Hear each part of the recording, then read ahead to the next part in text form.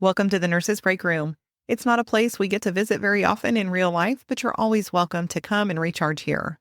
And while you're at it, head to selfcareisn'tselfish.com and grab your free copy of my book, Self-Care Isn't Selfish, The Compassionate Nurse's Step-by-Step Guide to Personalized Stress Relief. It's packed with simple, effective strategies to help you prioritize your needs without guilt so you can feel energized, focused, and ready to take on the day. Grab yours at selfcareisn'tselfish.com. Welcome back to another episode of the Nurses Breakroom with Jenny Lytle, RN. Last week, we talked about prioritizing and did the little rocks versus big rocks versus sand exercise to show where our priorities lie. And one of the ways to make sure that we're making time for the things that are most important to us is to schedule that stuff into our calendar first. It can be so easy to focus on the things that we have to do, the appointments we have, the things that we're doing for other people, but having time for ourselves and for the things that are priorities in our lives is a great way to make sure that we're really focused on what matters most to us and what brings us peace and joy and just makes life good. And it doesn't have to be big chunks of time necessarily, but it can be those little things that really do make a difference. So I like to schedule in my personal time, my things that I know lift my spirit, that make me a better version of me.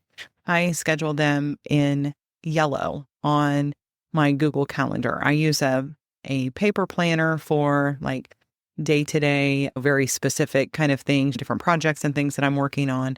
But as far as blocking out time where nobody else can schedule that with me, then I like to do that in my Google Calendar, and my family is able to see that as well.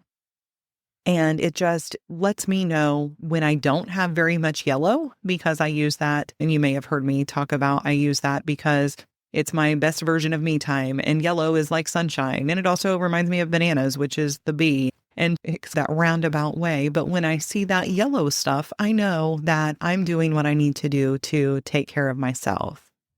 And so for me, that may be things like massages or going for a hike, maybe a little bit longer of a hike somewhere, or getting together with friends, or having specific family time that I'm spending with people one-on-one or in a group.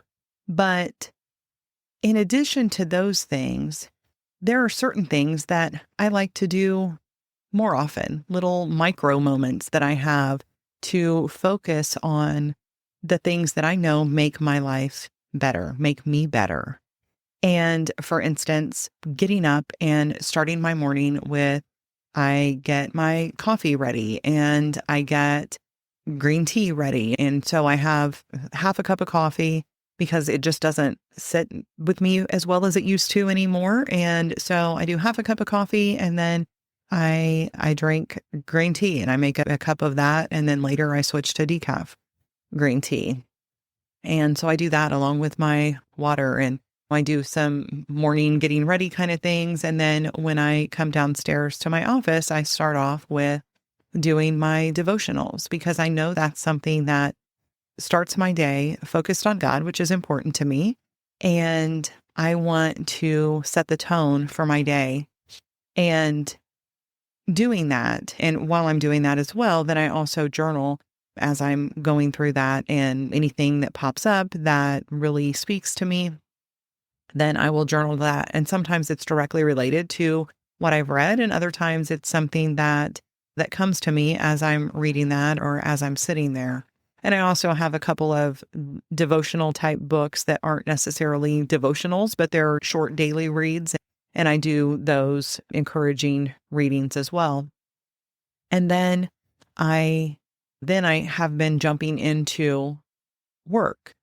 But what I've realized is that when I do that, and when I think, okay, you know what, I'm going to do some loving movement, some kind of exercise, stretching, things like that, I'm going to do that and I'm going to do it later in the day, then what often happens is I get busy or I get tired or I get sidetracked. I get pulled in another direction. And so, what I'm starting to try to do more often is to have those things planned at the beginning of my day, those things that are the most important to me, the things that I know help me show up better for others and for myself, that help make me feel better mentally, physically, spiritually, emotionally, and get those in closer to the beginning of the day. Because when we try to do that later on at the end of the day, then so many other things can pop up and crowd that out. And it ends up feeling like it's not a priority when really it should be our ultimate priority, because those are the things that keep us healthy, keep us strong, keep us in a positive mind frame where we're able to continue to do the things that we're doing for other people as well. So I'm curious as to how that sits with you and how you do that. And if maybe you could consider picking a thing or two that you feel better when you do, and plug that in at the beginning of your day. And that may look different depending on what your schedule looks like. It doesn't have to be first thing in the morning, but getting that in earlier in the day rather than later is a great way to be much more likely to actually get it done and do those things that take care of you. Until next time, remember that self-care isn't selfish. It's essential if we want to continue to care for others and live our best lives. Have a great week. Disclaimer. Although I am a registered nurse, the medical and health information contained in this podcast is provided for general information and educational purposes only and is not a substitute for professional advice. Therefore, before taking any actions based upon such information, I encourage you to consult with appropriate professionals. I do not provide any specific medical or health advice, and the use of or reliance on any information contained in this podcast is solely at your own risk.